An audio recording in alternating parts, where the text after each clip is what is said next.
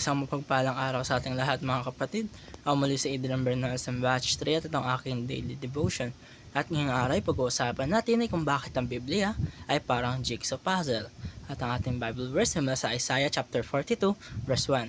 Sasabi sa ating scripture ngayong araw, "Here is my servant, whom I uphold, my chosen one, in whom I delight. I will put my spirit on him, and he will bring justice to them, to the nations." Mga kapatid, pag ating sasabing jigsaw puzzle ay hindi mo agad makikita ang buong picture sa simula. May mga piraso na parang walang sense. Mayroong mga piraso na hindi mo alam kung saan ilalagay. Minsan ay frustrating pa. Pero habang tumatagal ito, habang mas marami kang nakakabit, unti-unti mo nakikita ang kabuuan o ang kaayusan. Ganun din ang Biblia. Hindi lang siya isang story, hindi lang siya random verses, at lalong hindi siya kahiwa-hiwalay na ideas. Ang Biblia, isang malaking jigsaw puzzle na ang centerpiece ay si Jesus. At dito sa Isaiah chapter 42 verse 1, makikita natin isa sa mga mahalagang piraso ng puzzle, ang larawan ni Jesus bilang servant of the Lord. Jesus is a servant of the Lord. Sa Isaiah pa lang, makikita natin na centuries bago ipanganak si Jesus, ay pinakilala na siya bilang may servant. Hindi hari, hindi mandirigma, kundi servant. Isipin natin mga kapatid, ang anak ng Diyos, pinili ng Ama, kinalulog na ng Ama ng Diyos, at pinuspos ng Espiritu Santo, pero ang title niya ay servant. Hindi siya dumating para maghari-harian, para gamitin ang dahas. Hindi siya dumating para ipakita kung gaano siya kalakas.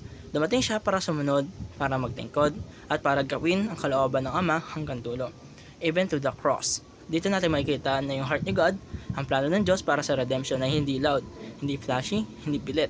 Ito ay designed, sustained, and complete through Jesus, through His obedience.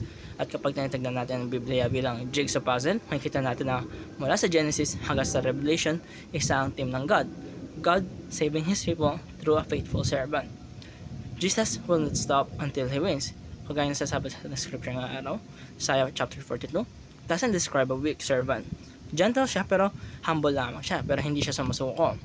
Later sa chapter, sinasabi na he will not grow faint or be discouraged until justice is established. Ibig sabihin, kahit tahimik ang paraan niya, sigurado ang resulta nito. Bisa kasi iniisip natin kapag mabait ka, kapag mapagkumbaba ka, talo ka. Pero si Jesus, ang proof na gentleness is not weakness. Faithfulness is not failure. Hindi siya umatras kahit tanggihan siya. Hindi siya tumigil kahit pinapahirapan siya. Hindi siya bumibitaw kahit pinakakaw na siya sa krus. At hanggang ngayon, itutupad pa rin niya ang mission niya, bringing justice, restoration, and redemption.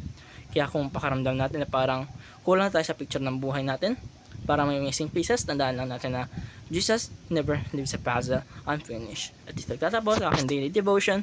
Maraming salamat sa panonood.